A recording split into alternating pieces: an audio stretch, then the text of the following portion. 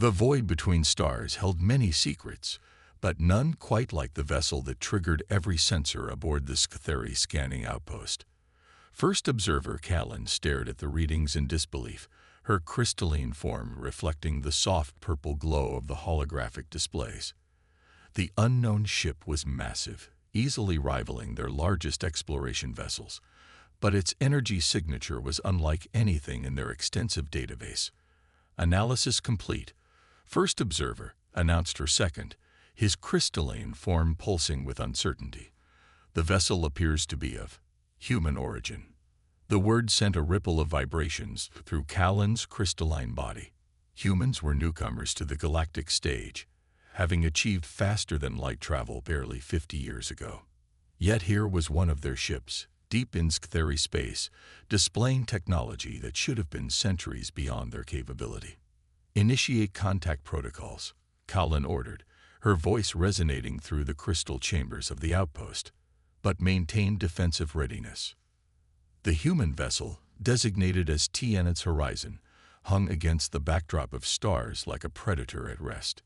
Its dark hull seemed to drink in the light from nearby stars, broken only by strips of soft blue illumination along its length.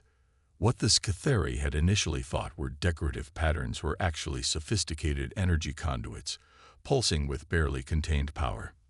"This is First Observer Callan of the Scatheri Collective," she broadcast. "You have entered sovereign space. Please identify yourself and state your purpose." The response came immediately, in perfect Scatheri language. "This is Captain Sarah Chen of the Terran naval ship Horizon. We are conducting deep space exploratory operations. Our apologies for the intrusion. Our long-range sensors detected some unusual quantum fluctuations in this sector." Callan's second vibrated with alarm. "First observer, their ship just scanned us. The complexity of the scan, it pierced our defensive screens like they weren't even there." Before Callan could respond, a new signal caught their attention. Multiple ships were dropping out of faster-than-light travel nearby, raiders who had been plaguing this sector for months. Their timing couldn't have been worse. "Human vessel," Callan transmitted quickly, "we have hostile ships incoming. Please withdraw while we deal with this threat." "Acknowledged, First Observer," Captain Chen replied calmly. "However, we would be happy to assist. Consider it a gesture of goodwill between our peoples." Callan was about to decline when her sensors registered something impossible. The TNS Horizon was moving, but not in retreat. The massive ship accelerated with the agility of a vessel a quarter its size, positioning itself between the outpost and the approaching raiders. "This is Captain Chen to approaching vessels." The human's voice carried an edge of steel now. "You are engaging in hostile actions against a peaceful installation. Power down your weapons and prepare to be boarded, or we will be forced to take defensive action." The raiders responded with plasma torpedoes, enough firepower to cripple a small fleet. Callan's crystalline form resonated with dread, but the human ship made no attempt to evade. Instead, the dark hull suddenly came alive with shifting patterns of energy. What happened next would be recorded in Scatheri archives and studied for decades to come. The Horizon's defensive systems didn't just stop the incoming fire. They caught it, transformed it, and redirected it into a precisely calculated pattern that disabled half the raider fleet in seconds. The remaining hostile ships tried to scatter, but found themselves trapped in a web of gravitational distortions that hadn't been there moments before. "Remarkable," Callan's second whispered. "They turned the raiders' own attack vectors into a trap." Captain Chen's voice returned to its previous diplomatic tone. "First Observer, with your permission, we'll secure these vessels for your authorities. I believe several of them are wanted in multiple sectors." Callan watched in fascination as small craft deployed from the Horizon, their designs as elegant as they were deadly.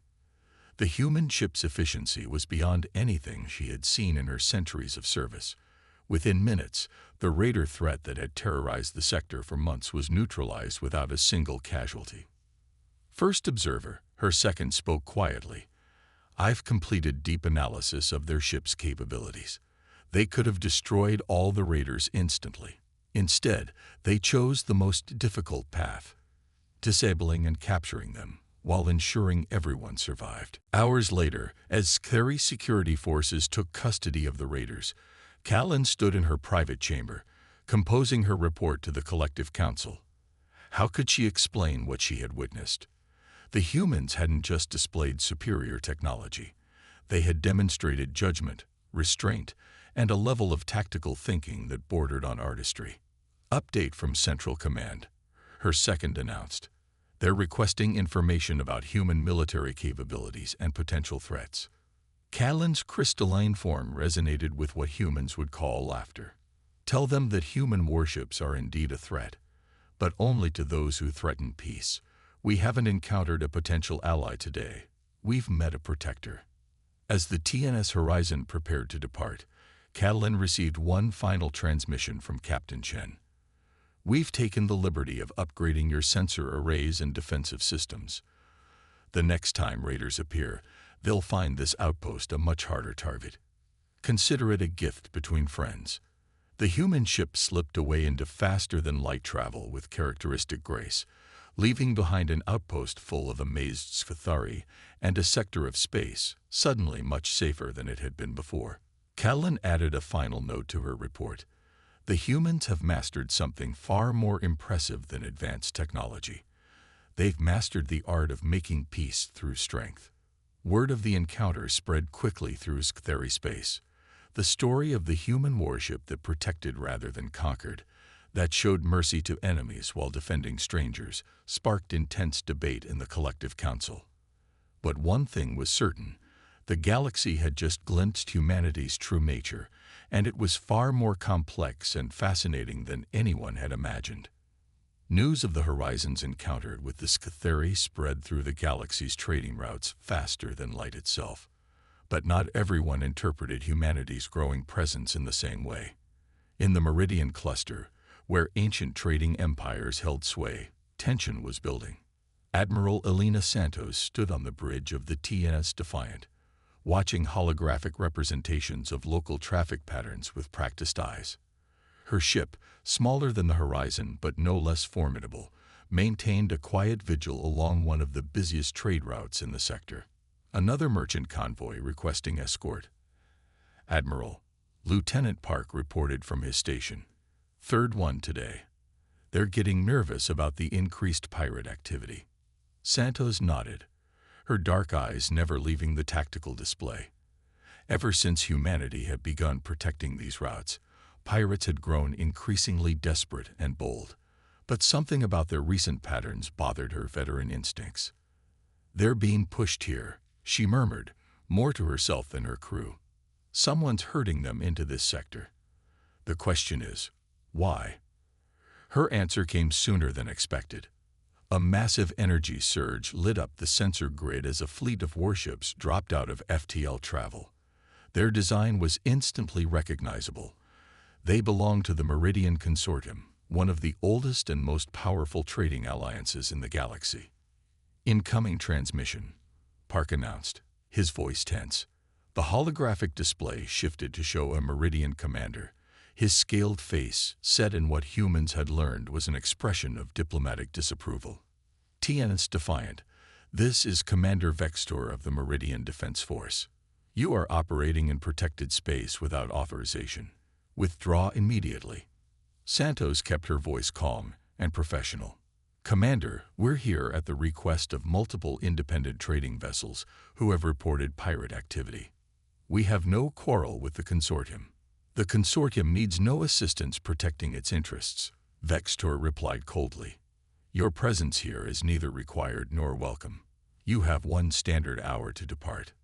As the transmission ended, Santos's tactical officer, Sarah Chen, recently transferred from the Horizon, spoke up.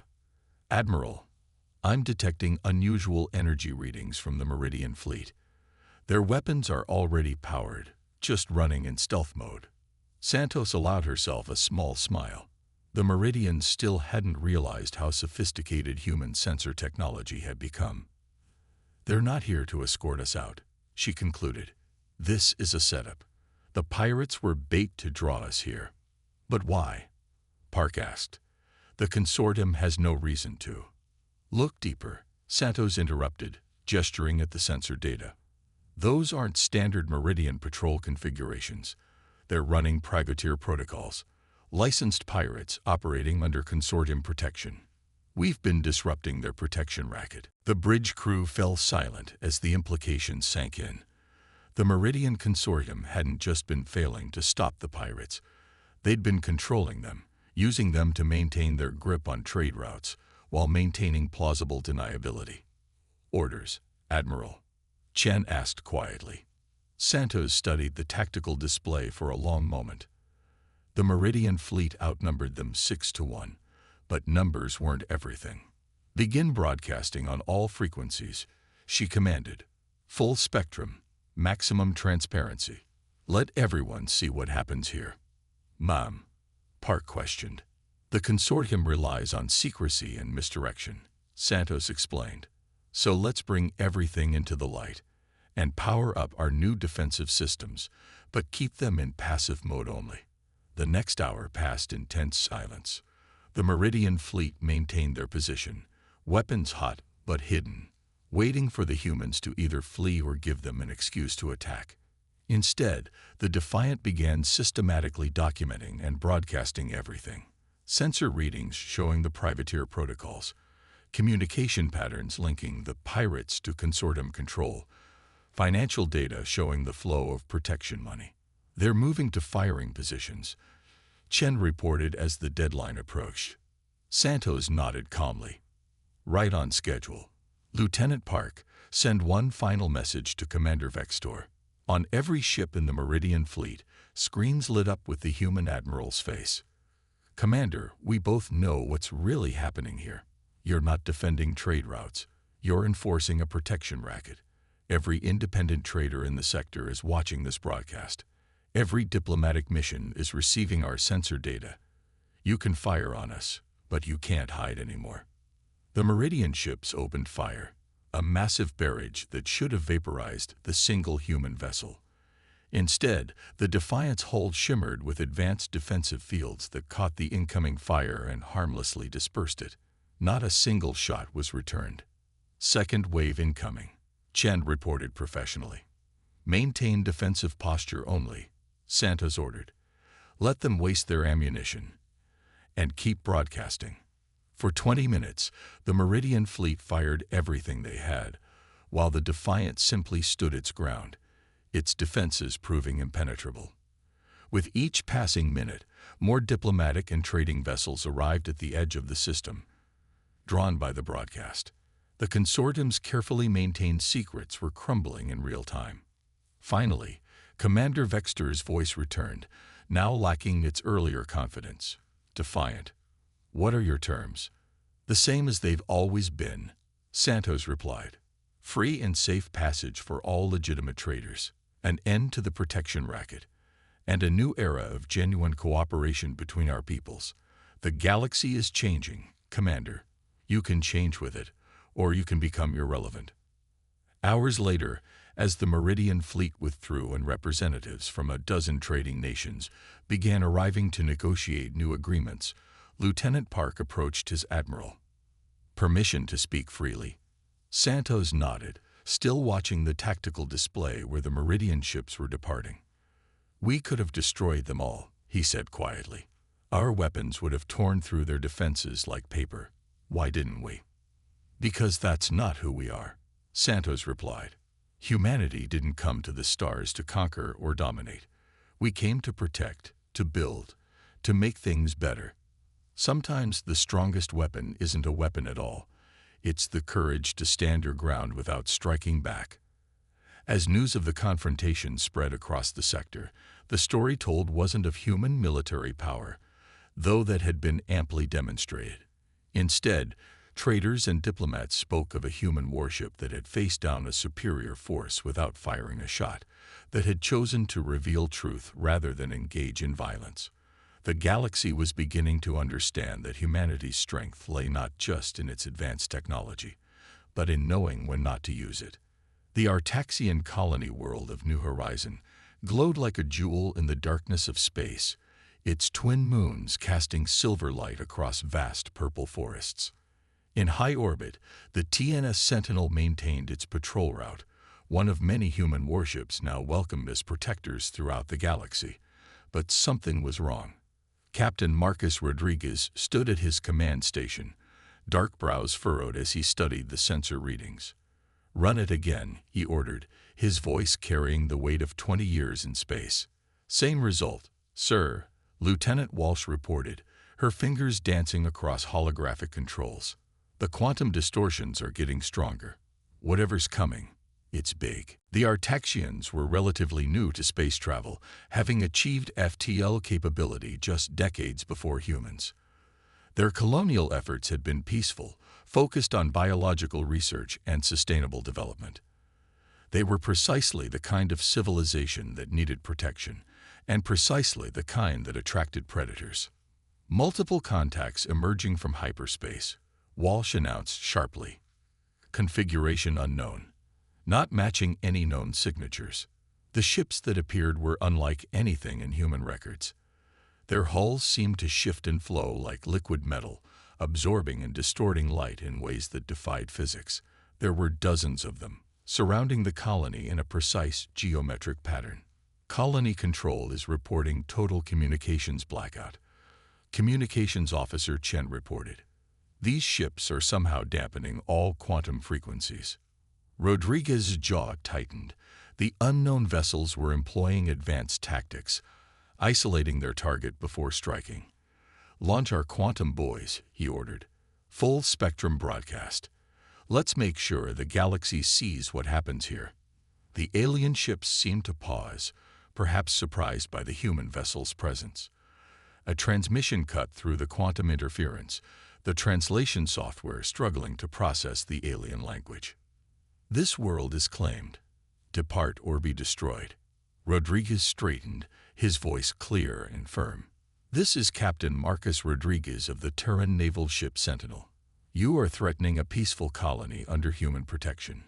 Stand down immediately." The response came in the form of energy weapons unlike anything they'd encountered. Beams of corrupted space-time itself lanced out from the alien vessels, aimed not at the Sentinel, but at the colony below. "Interceptors," Rodriguez commanded, and the Sentinel's advanced defense systems sprang to life. Quantum shields flared into existence, catching the strange weapons and dispersing their energy harmlessly into subspace. "Sir, colony sensors are picking up atmospheric penetration attempts," Walsh reported.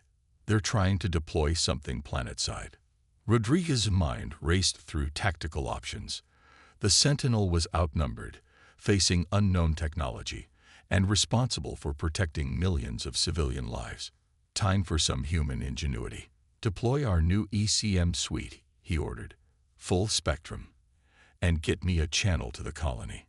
The Sentinel's electronic countermeasures, technology that had been theoretical just months ago, created a web of quantum interference that matched and canceled the aliens' communications blackout. Through the restored channel, Rodriguez contacted the colony's defense coordinator. "This is Coordinator Lix," came the response, the Artaxian's musical voice tense but controlled. "We are mobilizing our planetary shields, but they were not designed for this level of attack." "Coordinator, I have a plan," Rodriguez replied. "But I need you to trust us.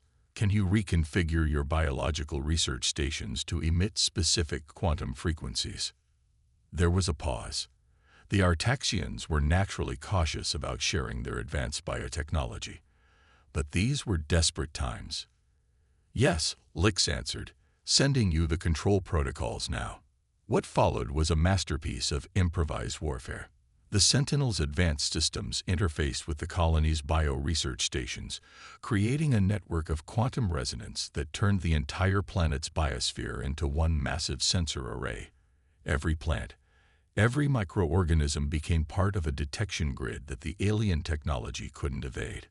"Multiple invasion forces detected," Walsh announced. "They're using some kind of phase-shifted matter to bypass conventional defenses." "Not anymore," Rodriguez smiled grimly. "Initiate Protocol Omega." The Sentinel's weapons came alive, but not with conventional fire. Instead, precisely calculated quantum pulses synchronized with the planetary biosensor network, revealing the phase-shifted invaders wherever they tried to penetrate. The alien forces found themselves exposed, their advanced technology rendered useless by the combination of human military innovation and Artaxian biological science. The battle lasted hours, a complex dance of technological warfare mixed with biological defenses. When it was over, the alien ships retreated, leaving behind damaged vessels that would provide valuable intelligence about this new threat. In the colony's main administrative center, Rodriguez stood before the Artaxian Council, their tall, elegant forms towering over him. Coordinator Lix spoke for them all. "We had heard stories of human military prowess," she said, her translator conveying both respect and wonder. "But today we saw something more. You didn't just defend us.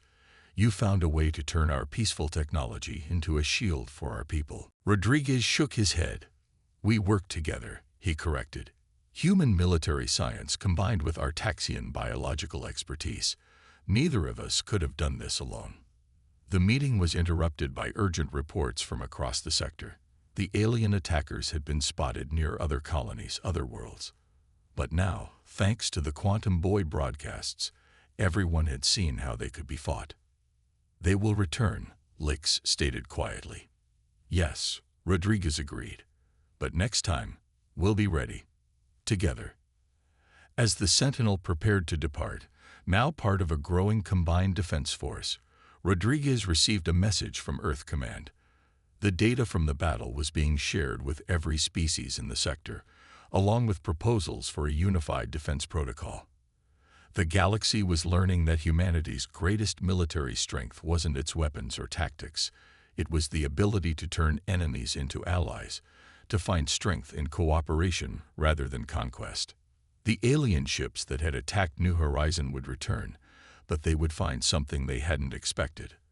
A galaxy that had learned to work together, led by a species that had mastered not just the art of war, but the science of peace. The emergency council chamber aboard Diplomatic Station Alpha was filled to capacity. Representatives from 20 different species gathered around a holographic display showing the latest intelligence. The phase-shifted entities, now known as the Void Collective, had launched simultaneous attacks across 12 sectors. Admiral Elena Santos, promoted after her handling of the Meridian crisis, stood beside her alien counterparts, watching the tactical display with growing concern. The Void Collective's ships had evolved, adapting to the defensive strategies that had worked at New Horizon. "Their technological advancement rate is impossible," declared General Vextor of the Meridian Forces, now a staunch human ally. "No species should be able to adapt this quickly, unless they're not developing new technology," Santos responded, her eyes narrowing. "They're remembering it." The chamber fell silent as the implications sank in. Scatheri First Observer Callan's crystalline form pulsed with realization. "You believe these are not invaders, but returnees, ancient beings awakening." Santos nodded grimly. "Look at their attack patterns. They're not trying to conquer territory. They're reclaiming it. Every system they've hit corresponds to astronomical anomalies we previously couldn't explain." The holographic display shifted, showing overlays of ancient star charts. Systems that had been thought dead or uninhabitable for millions of years were lighting up with Void Collective activity. "They were here before any of us," Artaxian Coordinator Lix added, her botanical sensors detecting patterns in the data others had missed. "And they view our presence as an infestation in their former territory." A new alert flashed across the display. The Void Collective had launched another attack, this time targeting the combined fleet's main staging area in the Centauri Reach. But something was different. "Multiple quantum signatures detected," reported Captain Rodriguez of the Sentinel. "They're not just phase-shifting anymore. They're trying to alter the fundamental constants of space-time in the target area." Santos straightened, her military training kicking in. "They're not trying to destroy our fleet," she realized. "They're attempting to change the physical laws in that region of space, to match whatever reality they originally came from. Our ships wouldn't just be destroyed. They'd cease to exist in our universe's framework. The alien representatives stirred with alarm, but Santos was already moving to the command interface. Captain Rodriguez, deploy the quantum resonance network we developed with the Artaxians. General Vextor, I need your fastest ships for a precision strike. First Observer Callan, your crystalline technology might be our key to understanding their phase shift capabilities. As the combined fleet moved to engage, Santos explained her plan. Human warships would form the backbone of the defense, their advanced technology providing a stable platform for the other species' specialized capabilities. Meridian strike craft, faster and more maneuverable than anything humanity had developed, would probe the Void Collective's defenses. Scatheri crystalline sensors, tied into Artaxian biological networks, would track the enemy's quantum shifts. They expect us to fight like separate species, Santos told the assembled leaders.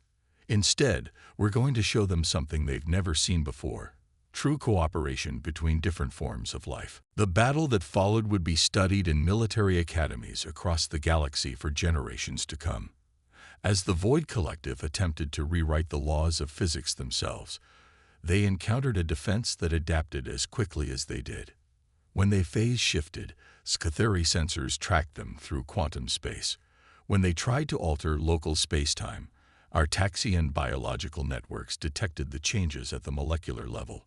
When they launched attacks that should have torn reality apart, human warships projected quantum fields that maintained our universe's physical constants. They're pulling back, Rodriguez reported, hours into the engagement. But something's wrong. Their retreat pattern is too precise. Santos saw it too. The Void Collective wasn't retreating. They were repositioning. All ships, full power to defensive systems, she ordered, but it was almost too late. The enemy fleet suddenly synchronized their reality-altering weapons, creating a cascade effect that threatened to tear a hole in spacetime itself. If they succeeded, our entire universe would begin to transform into whatever nightmare realm they originally came from. Human vessels are holding the quantum boundary, Kellen reported, her crystalline form resonating with the strain of maintaining sensors at this level. But they can't maintain it alone. The power requirements are too high. Santos looked around the command chamber at the representatives of 20 different species, each with their own unique understanding of the universe. Then let's not hold it alone. Everyone, link your ship's power systems to the human fleet. Different technologies, different approaches, but one goal: protecting our shared reality. What happened next defied conventional physics. Meridian energy cores synchronized with Scatheri crystal matrices. Artaxian biological systems interfaced with human quantum technology. 20 different species' understanding of the universe combined into something entirely new. The Void Collective's attempt to rewrite reality met something unprecedented: a unified defense created by multiple species working in perfect harmony. Their weapons, designed to exploit the differences between various forms of life, couldn't cope with this level of cooperation. Reality anchor holding, Rodriguez reported, his voice tight with concentration. We're not just stopping their transformation, we're pushing it back. The combined fleet's counterattack wasn't just successful, it was revolutionary. For the first time, the Void Collective encountered resistance they couldn't adapt to because it represented something truly alien to them. Different species choosing to work together rather than compete. As the enemy fleet retreated, this time in genuine withdrawal, Santos turned to her alien colleagues. They'll be back, she warned, and they'll be stronger. But so will we. The alien representatives nodded in agreement. The galaxy was changing, not through conquest or competition, but through cooperation. Humanity hadn't just brought advanced military technology to the stars. They'd brought the idea that different species could be stronger together than apart. The war was far from over, but its nature had fundamentally changed. The Void Collective sought to impose uniformity on the galaxy, to make everything match their singular vision of reality. Instead, they had united the galaxy's diversity against them, led by a species that had mastered the art of turning differences into strengths. The galaxy held its breath as the largest fleet ever assembled waited in formation around Earth. Ships of every known species filled the solar system, their designs as varied as the civilizations that created them. At the center of the formation, human warships formed the backbone of the combined defense force. Admiral Santos stood on the bridge of the TNS Defiant, now the flagship of this unprecedented alliance. The tactical display showed thousands of ships, each representing a different approach to space, technology, and life itself. The Void Collective's main fleet had been detected approaching the Sol system, their reality-warping signatures impossible to miss. They're targeting Earth specifically, Captain Rodriguez reported from the Sentinel. They've realized humanity is the keystone holding this alliance together. No, Santos corrected, a slight smile on her face. They think we are. That's their fundamental misunderstanding of what we've built here. First observer Callan's crystalline form shimmered on the command deck. The quantum distortions are larger than anything we've encountered. They're committing their entire force to this attack. The Void Collective emerged from phase space like a nightmare-given form. Their ships, now evolved far beyond their original configurations, moved in perfect synchronization. Reality itself seemed to warp around them, space-time bending to their will. All ships, execute battle plan unity, Santos commanded. The name wasn't just symbolic. It represented everything they had learned about fighting this enemy. The combined fleet moved with practiced precision. Meridian strike craft darted between larger vessels, their energy cores pulsing in harmony with Scathari crystal matrices. Artaxian biological ships extended quantum organic sensors throughout the formation, creating a living network that could detect the slightest phase shift variance. The Void Collective struck first, their reality-altering weapons attempting to rewrite the laws of physics in their favor. But this time, they found something unexpected. The combined fleet didn't just resist the changes, they adapted to them. Quantum Resonance Network Holding, Rodriguez reported. All species ships are successfully synchronized. The battle that followed defied conventional description. When the Void Collective attempted to phase shift, they found every possible quantum state occupied by a different species technology. When they tried to alter local space-time, they encountered a defense that operated on multiple levels of reality simultaneously. Human warships projected quantum stability fields, maintaining the fundamental constants of our universe. Scathari vessels channeled energy through their crystalline structures in ways that shouldn't have been possible. Meridian ships executed maneuvers that seemed to ignore the laws of physics, while Artaxian vessels created biological countermeasures to the enemy's reality manipulation. They're attempting to concentrate their fire on Earth, Callan warned. If they can destroy humanity's homeworld, they believe the alliance will crumble. Santos watched as the Void Collective's main fleet surged forward, their weapons building to unprecedented power levels. All ships, implement Protocol Ascension, she ordered calmly. What happened next had never been attempted in the history of the galaxy. Every ship in the combined fleet, representing dozens of different approaches to science and technology, linked their systems together. The result wasn't just cooperation, it was transformation. Human quantum technology merged with Scathari crystal matrices, creating new states of matter. Meridian energy manipulation combined with Artaxian biological systems to produce forms of life that could exist in multiple realities simultaneously. Every species contributed something unique, and together they created something entirely new. The Void Collective's attempt to rewrite reality met a defense that transcended traditional physics. Their weapons, designed to impose their version of existence on others, encountered a unified front that celebrated diversity instead of fearing it. Reality Anchor Holding, Rodriguez reported, his voice filled with wonder. We're not just stopping them, we're showing them something new. The combined fleet's counterattack wasn't just successful, it was revolutionary. For the first time since they had emerged from their ancient slumber, The Void Collective encountered something truly alien to their understanding. Different forms of life choosing to evolve together rather than fight. As their fleet began to falter, something unexpected happened. Some of the Void Collective ships began to change, their rigid patterns breaking down. They weren't just retreating. They were adapting in a new way. "We're receiving a transmission," Callan announced, her crystalline form pulsing with surprise. They want to talk." The message that came through was unlike anything they had received before. The Void Collective had awakened from eons of slumber expecting to find a galaxy consumed by warfare and competition.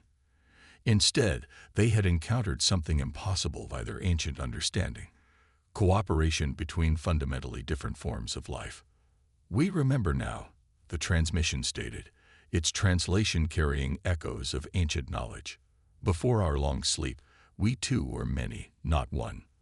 We forgot that strength comes from difference, not uniformity." In the days that followed, as the combined fleet maintained its vigilant watch, diplomatic channels opened for the first time with the Void Collective. They were not defeated. They were transformed, awakened to possibilities they had forgotten countless millennia ago. Santos stood in the emergency council chamber one last time, addressing representatives of every species that had fought together. "This victory doesn't belong to humanity," she told them. "It belongs to all of us. We didn't win because we were stronger or more advanced. We won because we chose to be different together." The galaxy would never be the same. The Void Collective's awakening had nearly destroyed everything, but instead it had forced the galaxy's species to discover a fundamental truth. The strongest force in existence wasn't uniformity or power, but the choice to unite while celebrating differences. Human warships remained a common sight throughout the galaxy, but now they were symbols of something greater than military might. They represented the moment when the galaxy's species learned that true strength comes not from conquering or conforming, but from choosing to face the unknown together, each in their own unique way.